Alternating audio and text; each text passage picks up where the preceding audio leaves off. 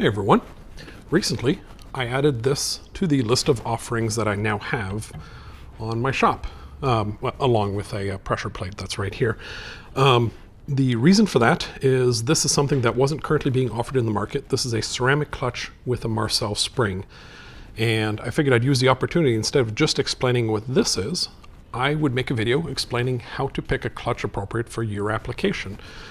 This is going to be valid even if you're not into an MR2 that's doing a swap or anything. I'm going to try to cover other cases. This might be a little sports car specific, but let's get into it. Before we get too much into the depth of the details, let's just cover a high-level overview, right? This here is a stock clutch assembly, and it consists of a pressure plate, a clutch disc, and a flywheel. Usually when you buy a clutch kit, it does not come with the flywheel, so it's two separate purchases, but it's really all part of the whole system that works together. This right here is a hybrid motor, so it has the hybrid coupler plate, but this is exactly where it would exist. So on the back of the motor, the flywheel will be bolted right to it, and then you're going to have the clutch disc and the pressure plate. And from the transmission side, you're going to have something like this, which is the throwout bearing. This can go in and out via hydraulic pressure, and this will push on the clutch fingers in and out. And here's a little inset video here. You can see this is the clutch action going in and out. And conveniently, that's also what I was using to measure some of the characteristics here so that I can actually put numbers to what we're talking about. So let's start, frankly, let's start with the simplest part of the whole thing. Let's start with the pressure plate. The pressure plate. So we have two of them here. They look very much the same, and that's because they pretty much work exactly the same. This is a factory unit, and this is the heavy-duty unit that I sell. What this does essentially is you've got, this here is all part of a diaphragm spring, and when you push the fingers in, again, here's the inset video, what happens is this plate up here pulls up. So push the fingers this way and the plate goes up. And the amount of torque transferred through a clutch assembly has to do with the friction coefficient of the material at whatever temperature it's at, and how much clamping force you have. And the clamping force entirely determined by this. The other thing that the pressure plate does is it also, this is actively what you're pushing with your foot. So a higher pressure plate, like this is roughly 80% more than stock, is going to feel like 80% more at your foot. That sounds like a lot, but it's not. 80% more is generally very, very much in the realm of reason. It'll feel heavier, but it's not going to feel ridiculous. Now, the reason that I say roughly 80% is because it's impossible to actually give you a real number. This spring, the further you push it in, the lower the spring rate is. And this is by design of this diaphragm spring. And the reason is you want, when it's fully clamped, you want it to have as much pressure as possible. And then you want, as you push down, to make it easier so that you can modulate it easier. As a result of that, these clutches all have slightly varying thicknesses, and as they wear, they get different thicknesses yet, so that will significantly affect it. For example, this clutch and this clutch disc and this clutch disc and this one have about a 10% effort difference. This one being a little bit lighter than this, simply because of the couple thousandths of an inch difference between these two clutch thicknesses. At the end of the day, that 10% or so doesn't make much of a difference because it'll change through the life anyways as the clutch wears. And then there's some manufacturers out there that'll also have what's usually being called an extreme duty clutch, which is going to be another doubling of this. Those pressure plates, if you don't know what you're getting into, you should stay away from those extreme pressure plates. The extreme pressure plates are just that. They're extreme. It's going to potentially cause you a couple issues. When you push on the when you push on this to release the clutch, you're pushing on the crankshaft. And the crankshaft there's a plain bearing in there that has to resist all of those forces. That's just, I mean, it's metal against metal sliding in there. If you have more pressure here, especially if you're trying to use it for a vehicle that's going to be lasting a really long time, you're trying to get 80 or 100,000 miles out of the thing, you might find that the thrust bearing in your motor is what's going to give before your clutch.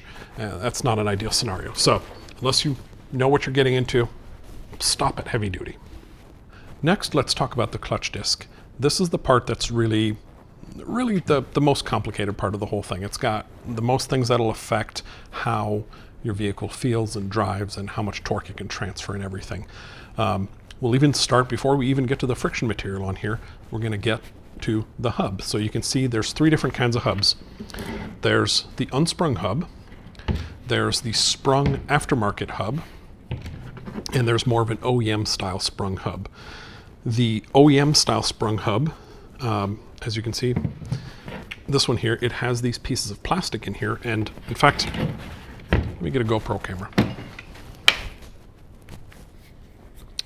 So what's going on here is the torque is being transmitted to here, and then this part here, you see, this is actually a separate part completely. This is the input shaft to your transmission. So what's going to happen is the torque is going to come in through here, and then there's steps on the other side also, but through these steps here, the torque will get transferred over into these springs transmit into here. This is something that a lot of aftermarket clutches don't have, but OEMs tend to have, is there's this last little kind of anti-vibration thing and misalignment coupler, and then it transfers into the transmission. And the important part is you're always transmitting through these springs. Those springs help smooth out a lot of the power transfer, and especially that initial bite, right? Because if you bite a little too much, then the springs can kind of give a little bit, and it just makes your engagement smoother. Now, what you end up paying for that is weight. You take an unsprung hub, something like that, and it's 2.3 pounds. And you take an equivalent, this is even the same manufacturer, 6-puck with a sprung hub, and this one is a much heavier 3.85 pounds. Obviously, if you're building a race car where every ounce matters, this is potentially a better idea. Now, the other really bad downside with these, and the reason that I would suggest you never, ever use these on a street car, is all of the little vibrations now. There's no longer anything to capture it. On here, you even had these tiny little springs here to kind of capture that motion. On these, right, you don't have those tiny springs, but you still have those springs. And what happens is when you're sitting there idling, out of gear, your transmission is kind of doing this on the input, and it's transferring all of those impacts to your input shaft on your transmission, effectively turning your input shaft into a consumable. Perfectly fine on a race car, because the whole thing will be taken apart often enough that you can re-grease these, and it really doesn't eat your input shaft that much. But it doesn't take much searching on the internet to find stuff like this. And you can see running an unsprung unsprung clutch disc just leads to eating your input shaft. So don't do this on a street car. That said, the reason I have this clutch disc here, you'll notice it's a new clutch disc, is because this is what I plan on running in EV. Every single ounce is going to matter on that build, so here we are. And it's going to come apart often enough that I don't mind re-greasing it. And the engagement characteristic is going to be a little more harsh, but really not that big of a deal if you're expecting it. Next is the friction material. There's an absolute ton of friction materials out there to choose from, but there's 3 main categories you're going to run into. You're going to run into the organic, you're going to run into the Kevlar units, and you're going to run into the ceramic units. For all intents and purposes, the organic and the Kevlar are really the same thing. They've got a very similar max temperature handling capability, and they have a very similar friction coefficient. Yes, you can have an organic clutch with a little higher friction than Kevlar, but you can have the opposite too. It'll vary from manufacturer to manufacturer, but it'll be in the same ballpark. Ceramic, on the other hand, has about double the friction coefficient. So with otherwise everything the same, right, a ceramic clutch will have a lot more torque handling capability, even more so when coupled with a higher clamping pressure plate. Now, just because you have a race car doesn't necessarily mean that you're going to abuse it more. Ceramic clutches is definitely something that I like using. I like the feel of them, and I do use them in my race cars. But the truth is, a race car often, a circuit race car, often ends up with less clutch wear than a street car. Because think about it, right? If I'm doing my endurance racing, I'm taking off from a stop, 4 or 5 times during the day, and the rest of the time they're just high RPM clutch switches with very little slip. You're just, yeah, you've got some smoothness there when you're releasing the clutch, but just enough to match the RPM, and then you're back out of it, and it's spinning fast, so it's getting a lot of air movement across it to move the air away from it, and just not a lot of slip. So you're perfectly fine on a circuit race car to do this. More of a autocross / daily, where you're going to be doing more launches or a drag race, ceramic is definitely the way to go, right? On Eevee, that's why I'm definitely going with ceramic on Eevee, because that's a drag car. Then there's this. What's the difference between this guy and this guy? Well, it's a crucial difference that I think a lot of people miss. This in here, actually, instead of trying to show you here, let me just show you an inset. If you look at the clutch disc here as I'm pressing it and releasing it, do you see how this disc here is squishing? What's going on in there is there's a big wave spring, and that wave spring is called a Marcel. And what that's doing is, instead of basically making it so that when your pressure plate and your flywheel come together, right, they contact, and once they can't move anymore, then you're transmitting torque.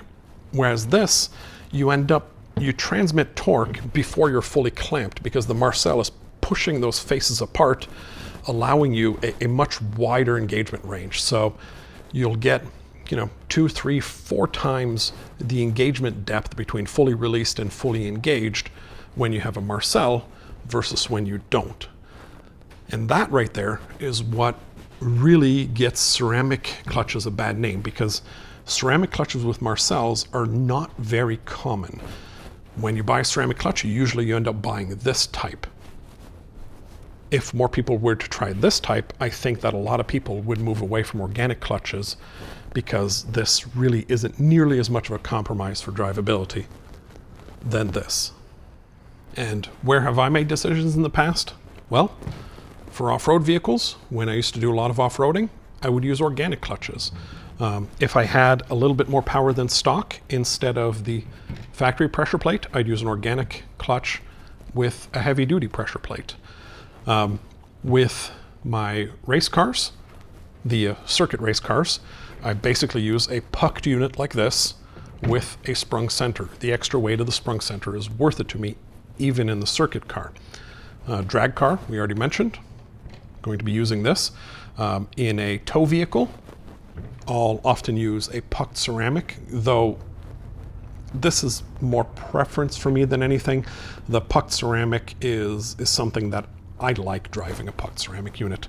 This or Kevlar, perfectly adequate for towing.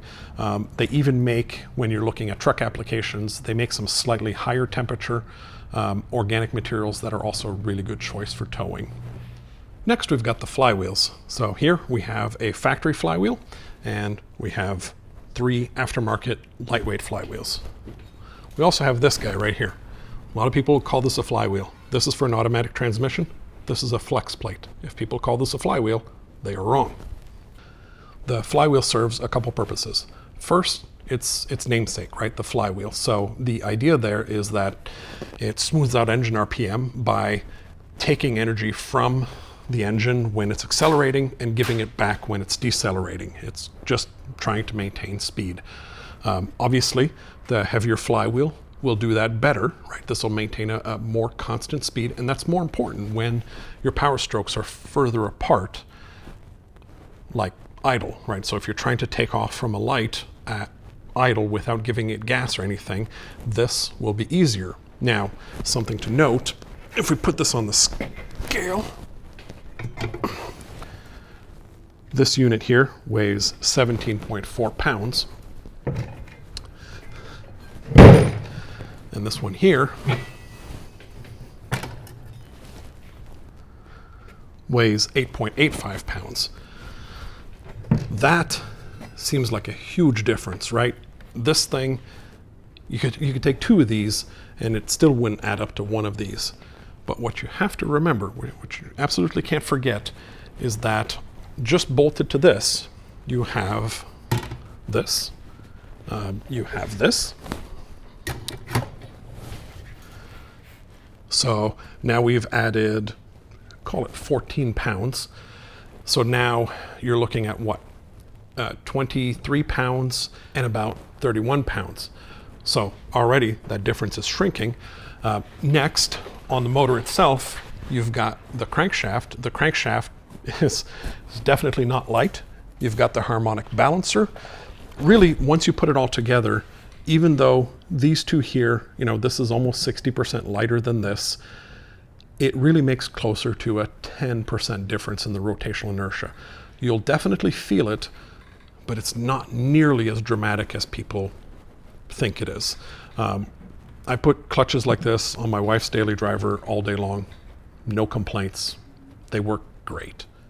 Another thing to keep in mind when you're looking at weight is a lot of people think aluminum is light, but remember this was 8.8 pounds, this basically skeletonized flywheel. Well, that's 9.6 pounds. The full steel unit can be, not always, can be lighter than the 2-piece unit. What I don't like about these is the aluminum here can dissipate heat really rather well, but the heat is actually coming into the steel. The heat has to transfer from the steel to the aluminum before it can really be dissipated. So what happens is, under heavy abuse, the clutch face here gets hotter and it more quickly gets to the point where you're deteriorating your clutch disc. That doesn't matter that much on a car that you're not abusing, but when you're abusing it more and more, this, I feel, contributes to higher wear rates. This bugged me enough that's why this right here is a 2GR flywheel that I make and I sell, because this didn't exist in the market. Now, for the 2AR, ACT makes this lovely unit, and I don't see a need. There's nothing I can add there, right? This already exists, this is fine. That's why I don't have an offering for the 2AR. Next thing that I don't like about these is you've got, here it is, the aluminum and the steel, the pins here that keep the pressure plate aligned, these expand at different rates. These were all pressed in place to begin with, but here we are after a little bit of use, and this really doesn't have a lot of use, is that one's pulling out. Now, the way they combat this is, if you look on here, you can see, well, actually, let me just take it out. You can see how there's a little step there. That makes sure that this pin is always captured underneath the flywheel. So it's never gonna come out, which is great. And on this flywheel also, when I got this made, I spec'd it with stepped dowels, though that is overkill. If you look on the ACT one, this doesn't have stepped dowels because it's steel and steel. And if you look in the OEM one, this also doesn't have stepped dowels. Don't worry about it on an all steel one. If you come across an aluminum one that does not have stepped dowels, just return it. Seriously, just return it. If it's your only option, I don't know. I don't know if it's your only option. Try to come up with another option. I suppose you could probably put green Loctite in here, but I don't know if it's going to get hot enough that it's going to cause issues. Either way, thankfully, most manufacturers these days have gone to stepped dowels, so that's no longer a problem. And then, only barely related, you've got hardware. A lot of people tend to like to upgrade to ARP hardware when they replace their flywheel. That's generally overkill for most things, but I do it too. The ARP hardware tends to last a lot longer. It doesn't gall up because it's just got that higher strength. So for me, where I'm replacing flywheels and whatnot, as I'm testing different motors, I really like the ARP hardware, not because of the extra strength, but just because of the extra longevity. And also barely related, but since we're doing a lot of automatic to manual swaps, you're often going to see these kinds of things sandwiched on the stock flex plate. On the 2GR and 2AR, you just toss these. If you're doing a different application, you really need to check what your depth is, and these may or may not be needed in the application. The other place that this spacer comes in is on these newer motors. You can see right here, there's a crank position sensor. The rear spacer, in this case, they've actually turned into the trigger wheel for the motor. In that case, even if we have a flywheel that bolts to this motor, there's a really good chance that the thickness is going to be wrong because we have to leave the crank trigger wheel in there. But putting a regular flywheel in, unless it's made specifically for that motor, we're probably going to end up at the wrong depth. So this is another thing to be concerned about. Anyways, hopefully that clarified a lot of things, and we're not going to start too many fires in the comments section. I'm going to do my best to reply to all the comments, and yeah, hopefully this was helpful. Have a great day, guys.